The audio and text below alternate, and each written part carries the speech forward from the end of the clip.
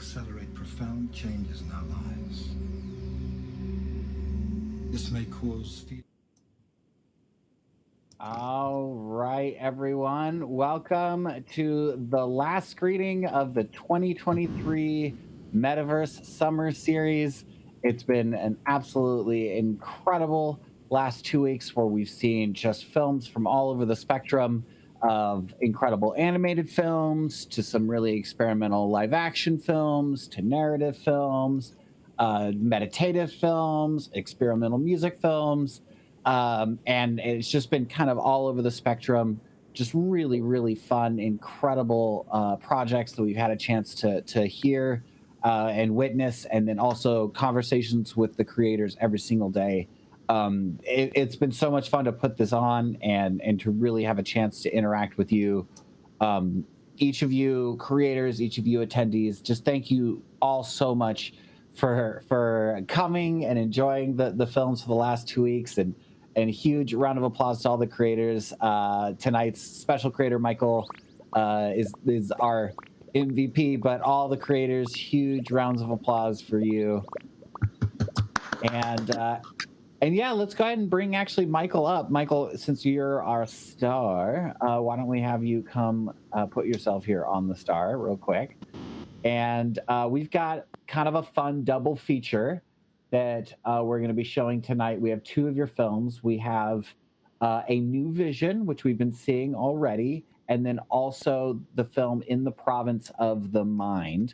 Now, we're actually going to start the screening with In the Province of the Mind. I just feel and got that set up. But Michael, I want to give you a chance before we watch that and then A New Vision. Is there anything you want to share with us about these projects that the audience should know going into these films, these experiences?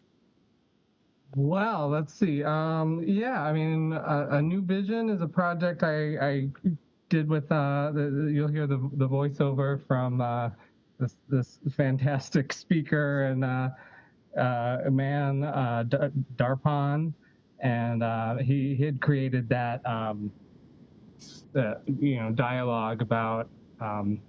Well, you'll see what's in it, but the dialogue came first, and then I came in to create a visual, immersive journey through it, and so that's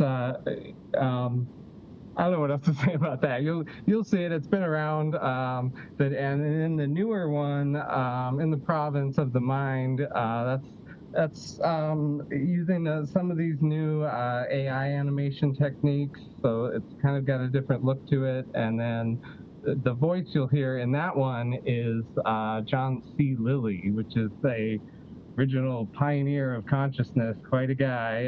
He invented the sensory deprivation tank and kind of popularized the use of ketamine, and also speaks with dolphins, and he's an agent of the Earth Coincidence Control Office, according to him. So he had this one piece of dialogue that was recorded, I think in the 70s, and it was released on a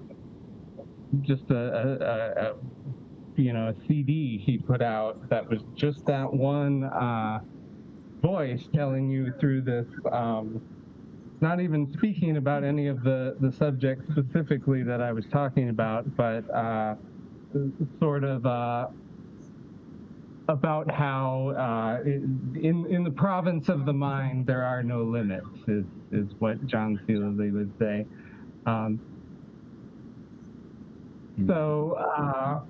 Yeah, let's get into it. Cool. And then so without further ado, In the Province of the Mind, and then A New Vision. We do ask that everyone mutes their microphones out of respect for the filmmaker. Thank you all so much. Let's get started. Thank you.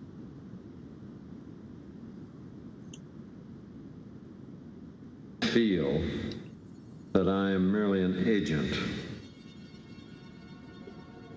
giving you some keys which have been given to me to pass on to you. These keys are to unlock doors out of your present prison. Doors opening on new vistas. Doors beyond where you are now. In general, the theme of the workshop is that each one of us is far greater, far more advanced, far more consciously aware, far more intelligent than each one of us conceives of ourselves as being.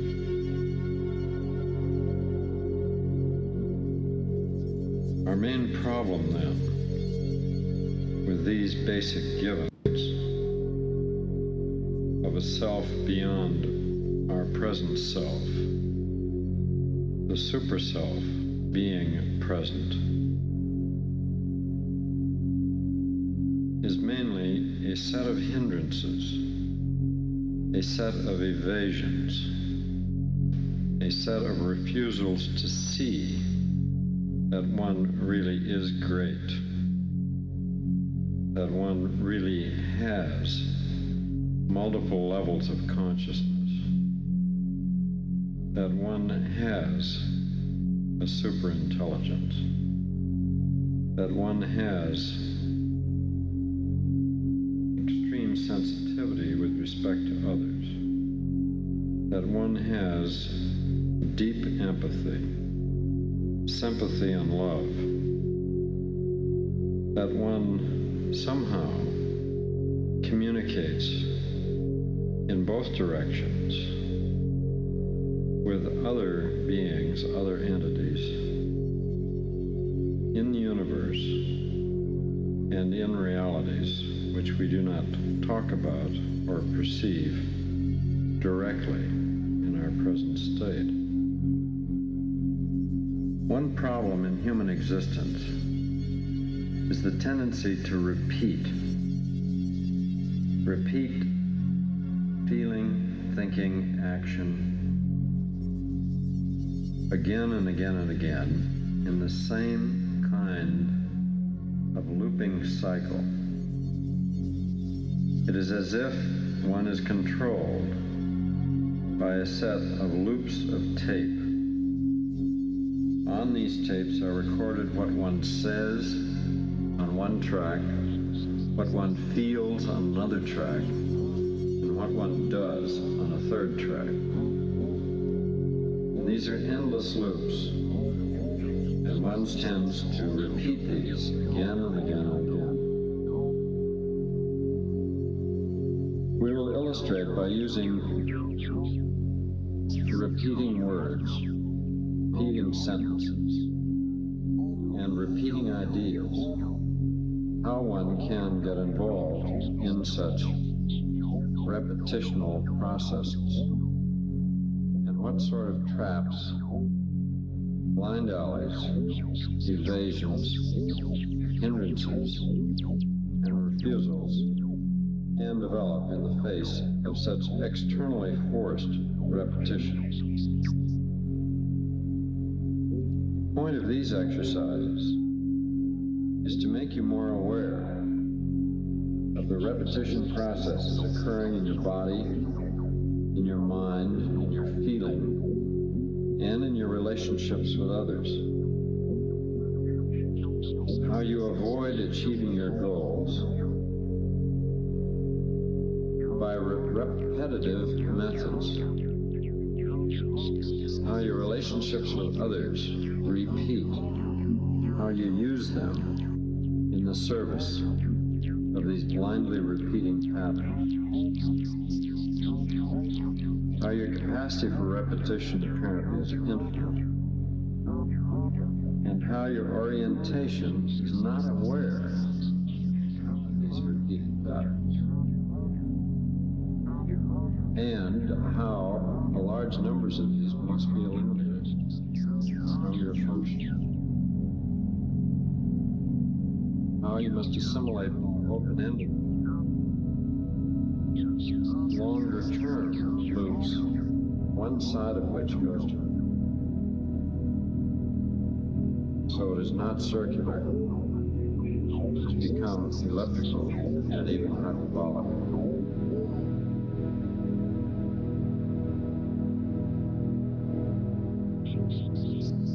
One's impulses tend to push one around such circles, especially if there are two forces operating, two impulses, one counter to the other, so-called double bond. One can go circular indefinitely under two counteracting opposing forces. One's needs for repetition are such that one tends to repeat in order to be safe. The safety of the familiar, the safety of the old tape lips, rotating merrily.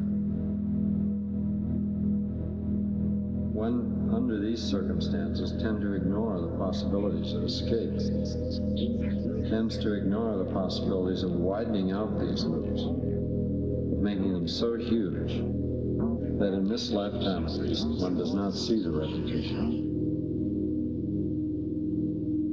The form of such repetition is obvious. It tends to be circular or elliptical, and it is very superficial.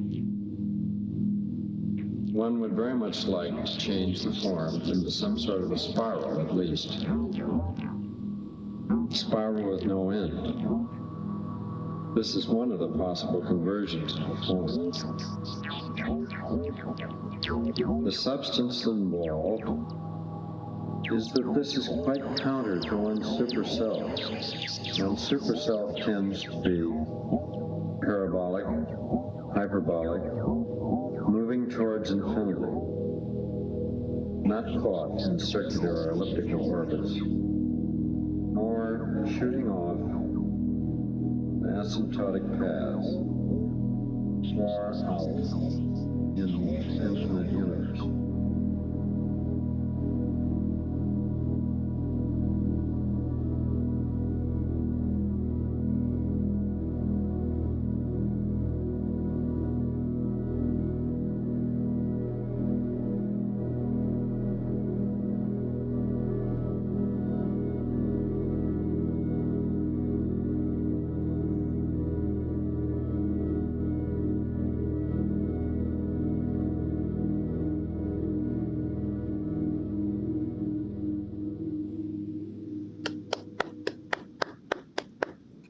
That was trippy.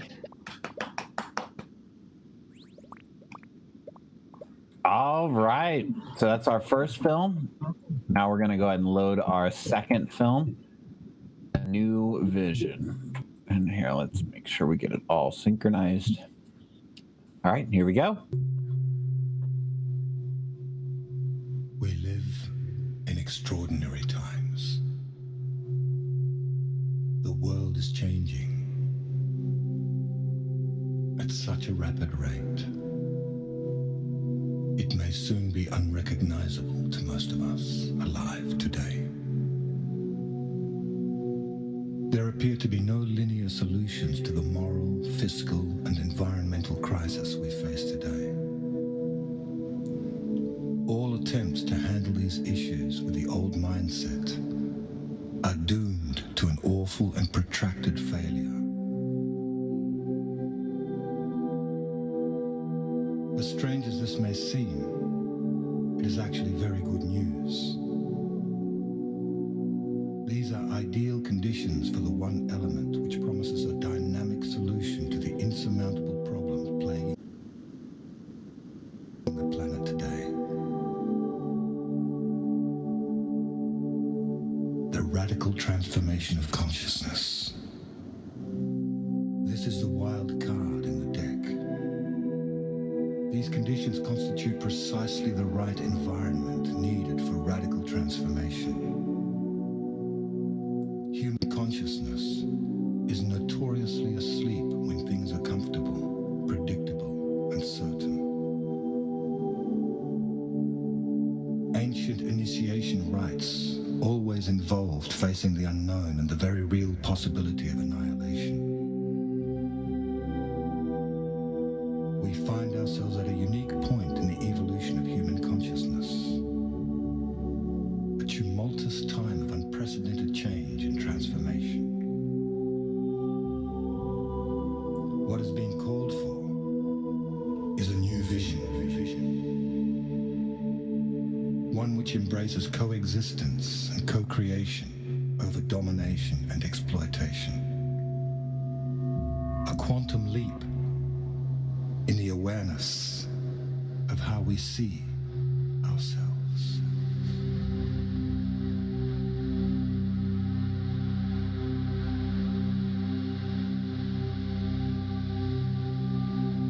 As we experience the dissolution of the old order, it is apparent that many across the world are experiencing a new sense of empowerment, asserting the desire for peace and respect for all beings.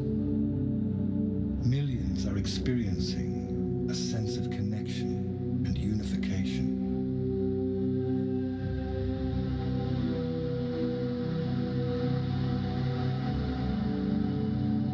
This is a planet in transition.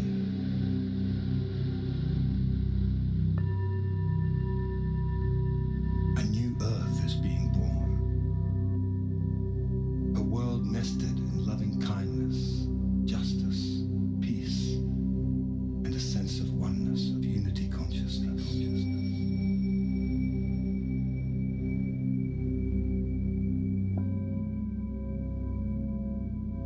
As this new Earth comes into being, the associated chaos and disorder will pose some major challenges.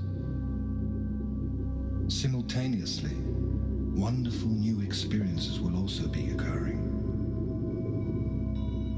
People will start to be filled with the idea of awakening, of joy and freedom. More and more synchronicity will abound in our lives. Deep happiness will overflow in our lives at the strangest times. Sweet peace will steal over us for no apparent reason, as we feel the presence of a magnificent, divine self arising within us.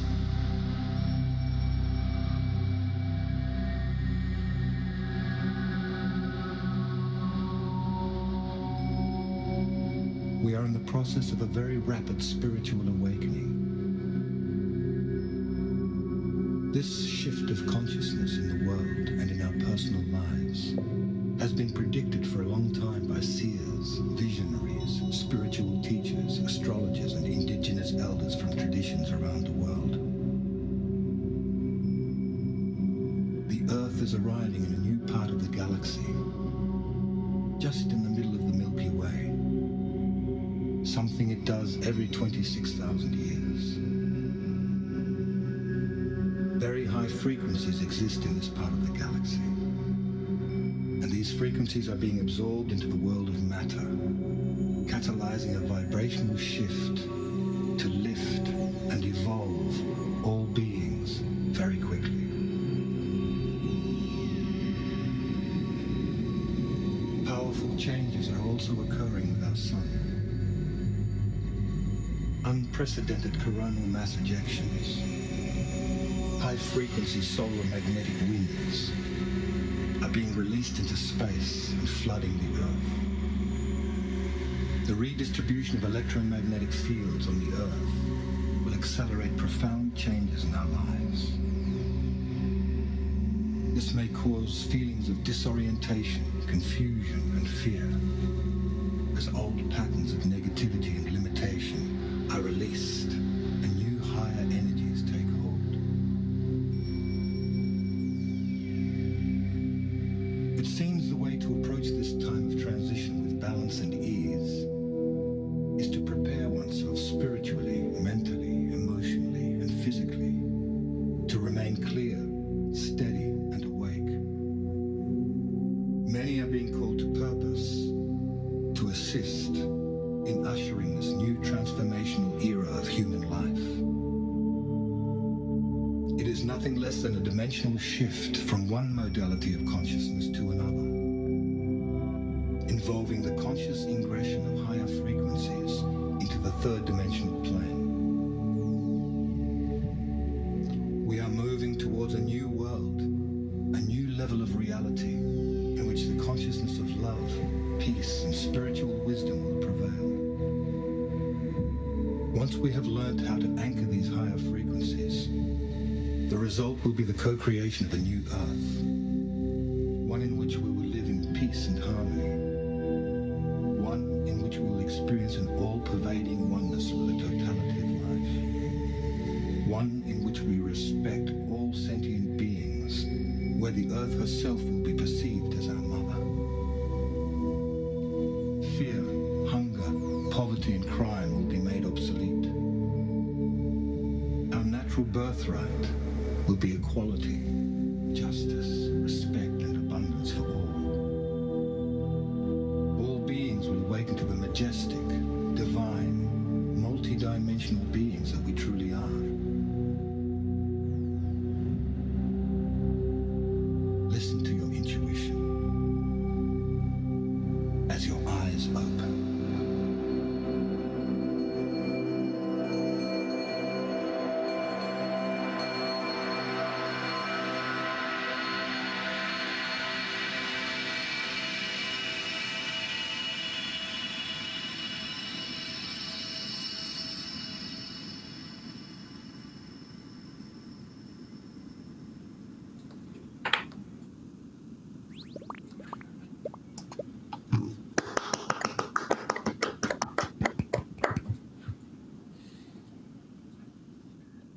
Awesome. Let's go ahead and have Michael come on up again to the front.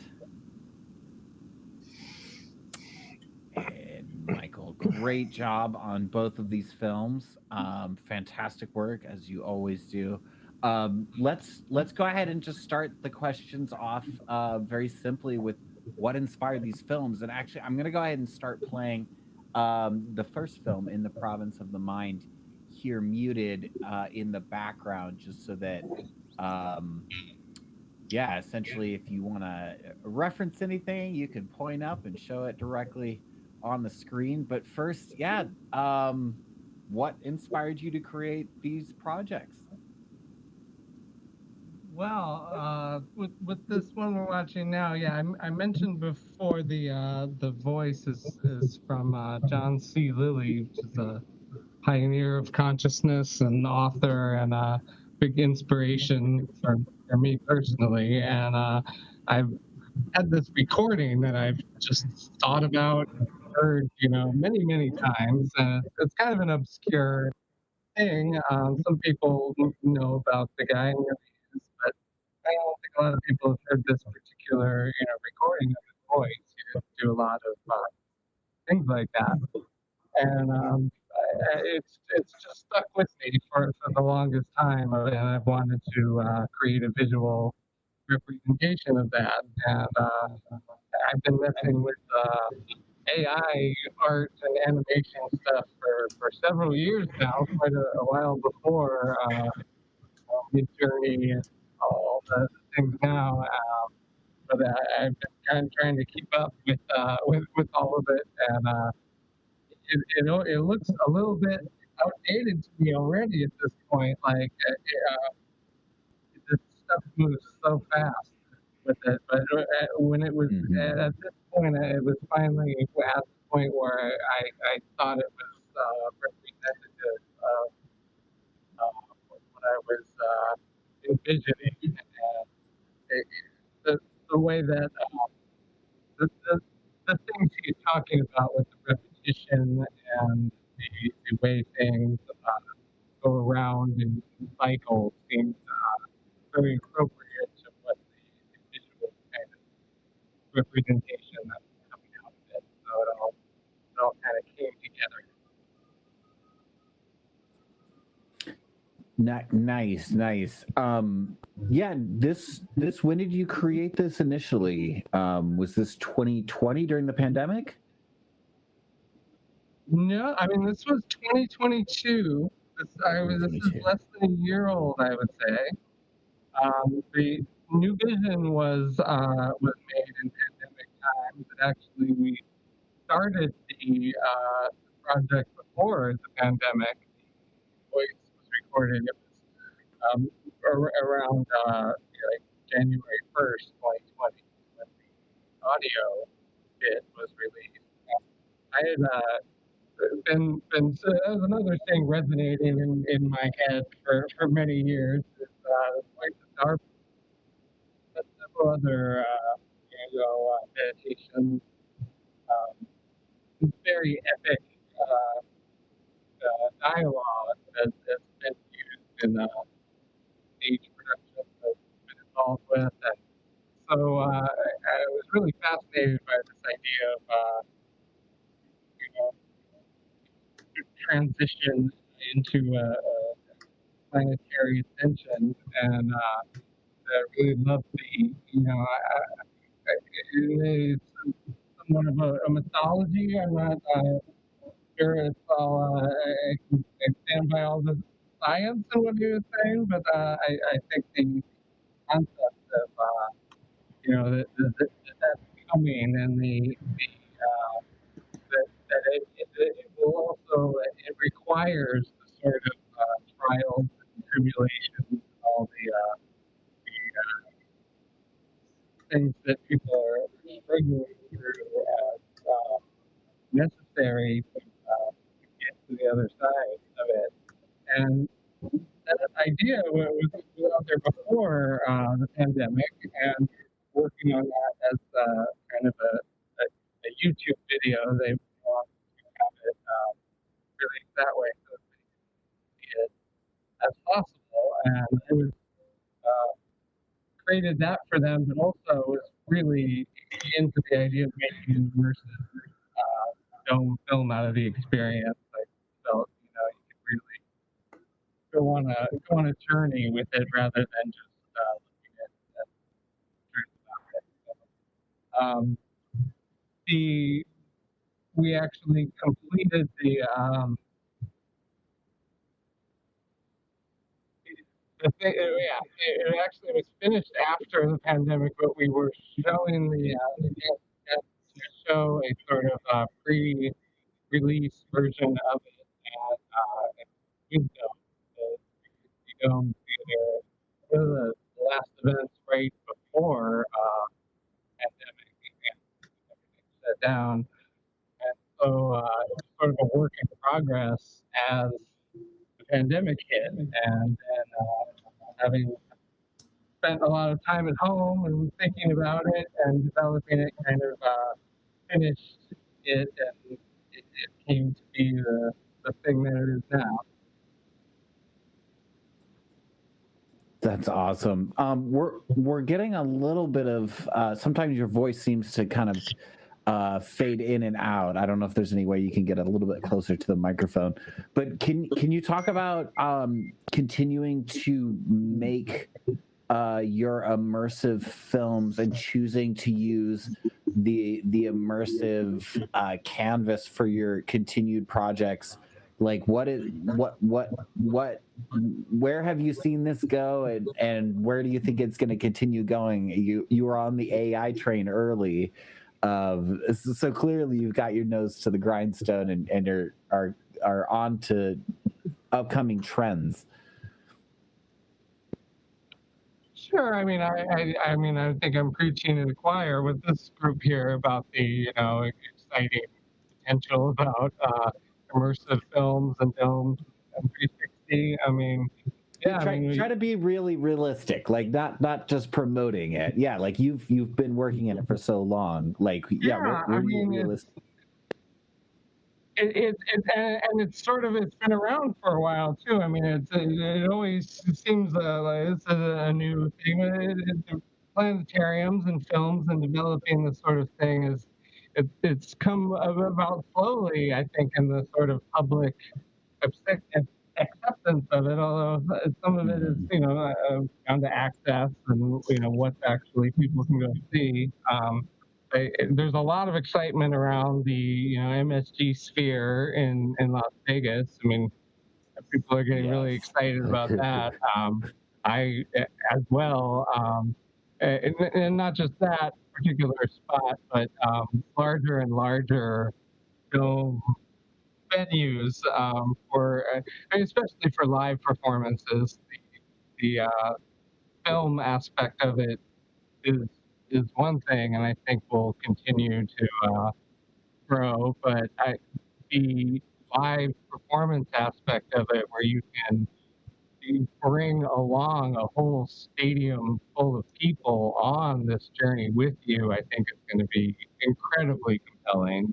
We dealt with that sort of at a smaller scale at Wisdom when you can have maybe 500 people in a dome, and that's kind of a magical shared experience that never has been possible before. I can hardly conceive of what that's like with tens and thousands of people going on a journey together. That's I think the thing I'm most excited about with the immersive tech and visuals.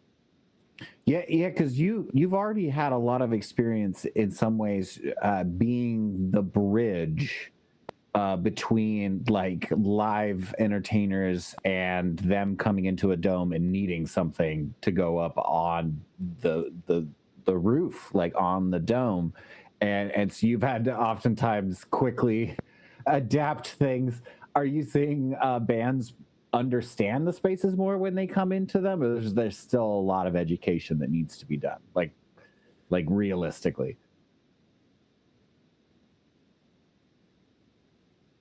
Can you repeat that? I missed some of that. I'm sorry. Oh yeah. Just as someone that has helped live performers bring their regular HD media to a dome, and you've had to adapt it. Have you seen performers have more of an understanding of the spaces to take advantage, how they could take advantage of domes, or is there still a large amount of educational work that we need to do for all bands and different popular performers? Right. I mean, there's a wide range out there. There's definitely people who uh, have stuff very dialed in and will, have a vision of exactly what they want and need, maybe just a little help making sure it works, and the timing and the sync right, versus some people who don't really have any experience with even making visuals on a two-dimensional screen, much less the sort of 360 kind of experience. Um, it's Yeah. definitely a process of discovery with them, kind of, because I think a lot of people don't really know what they want until they see it. I mean, they can talk about ideas they've got or a theme or whatever, and if there's a song that has a particular meaning, and it's sort of about bringing that out and not always the way that they had envisioned it, but in a way that works in a immersive experience. It's been really rewarding to work with all sorts of artists to kind of develop that vision and bring it out there, no matter kind of where it's starting with. Mm-hmm. I do want to offer up a chance for the audience. If you have any questions, go ahead and unmute yourself now and ask them. I do have a few more follow-ups as well, but yeah, wanted to give a chance to the audience if there's anyone out there. Hey, Michael. Ed here, Ed Lance. Right there, Michael. You guys are like opening that little dome in LA. It looked like you had an opening coming up. Do you want to say anything about that? Yeah. Thanks, Ed. Yeah, thanks for helping us with some of the equipment for that dome. In fact, yeah, we've got a smaller size dome. It holds about maybe 25, 30 people here in LA. The LA Brewery, and near the Arts District, and they're downtown. We're having a opening party for the big couple weeks, August 5th, and we're also doing a kind of collaborative project inside that dome. There's something called the sonosphere, which is a contraption of lights and sounds and vibrating plates, and the the creators of it from Washington have been using it as a self-contained experience of creating a visual around it. So Yeah, it's a little hard to hear you. The website is Alternity, right? ALTERNITY. yeah, that's correct. Alternity.is. Oh, there we can hear him clear, Michael. Not sure if Whoops. This is the only venue where a speaker can suddenly disappear in a puff of smoke. We'll bring him back here in a second. Cool stuff, though. Yeah, yes, very, very true. And Ed, if there's any way you wouldn't mind dropping that link in the chat for people to be able to just check out real quick. Let's see. I'm in VR. The chat's a little harder to get to in here. I'm not even quite sure how to get to it. Oh yeah, that's a good question. Let me see if I can add it. It's just the Alternity, right? ALTERNITY. .com? No. Here, I'll double check it. Okay, cool. Or is it alternity.is?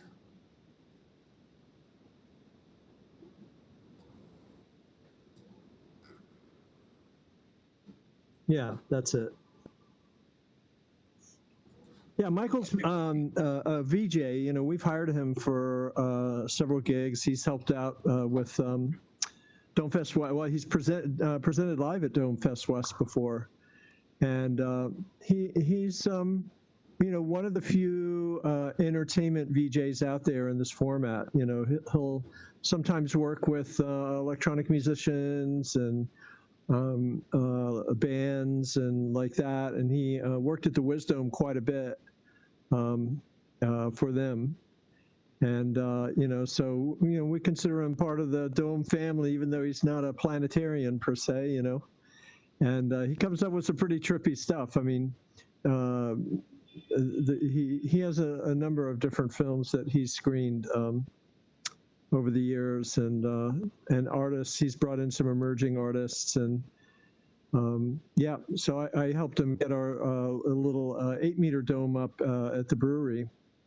that Lily ended up with that dome, and it was sitting in storage for a long time, so I was like, let's get it out there, and he's experimental kind of stuff. But the kind of things he does, like he'll do like these sound baths with Torkum, who did the audio on this. And it's very interesting. The domes you can present some very mesmerizing content and drive people into these mindfulness states with the music. It's pretty cool. I always thought it'd be cool in the planetariums to have a Sunday, meditation, chill out kind of an event. At Wisdom, they were doing it. They call it Sacred Sundays. I don't know. Most planetariums probably want to stay a little more secular than that, but to take people on journeys, relaxation, mindfulness, stuff like that. It's really cool. Michael does a lot of that. Yes, he does, and it is very popular here. Do we have you back, Michael? We haven't gotten him back quite yet. We will go ahead and, in the meantime, start. Well, let me actually see if I can just text it, because it would be great to just kind of hear a little bit more about his projects. 1 second. We're gonna just take a quick. You've got a reel from him, right? That you're gonna run.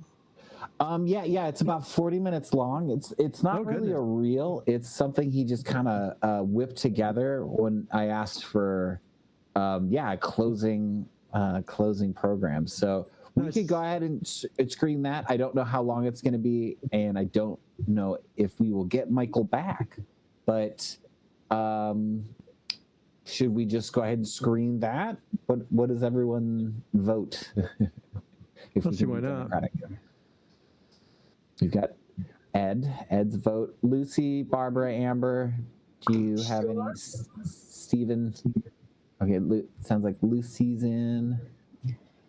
I'm happy to watch it. Barbara's in. We got a optimistic bunch. All right. That's an Amber, excited lollipop over there. Yeah. Well, lollipop. That's just a straight vote for it. So here, well, let me just go ahead and pause this, and load in the next video. And so yeah, this is a little bit of a big amalgamation of Michael's work. As Ed has said, the lollipop agrees. Nice. As Ed has shared, Michael's work is very the breadth of his work is incredible. He has been doing things in this space and oftentimes having to do things very, very quickly, in a matter of hours, if not close to real time. So he has had a chance to create visuals for a number of different concerts and experiences, and this is kind of a little bit of a montage or amalgamation or a new creation, as all of us artists say, a re-release, a remix, if you want to go there. But I'll let the work speak for itself. Past that, do stick around. If Michael does come back, we'll continue the conversation after the screening. And if not, I hope you have a great rest of your summer. Thank you so much for coming here and sharing a few weeks of this 2023 sizzling hot summer to watch some very cool and amazing films. We are looking forward to doing this again in the future, and we'll be releasing all of the recordings that we have been able to do in the series on YouTube here shortly. So thank you all so much for coming, and without further ado, here is Michael Strauss again.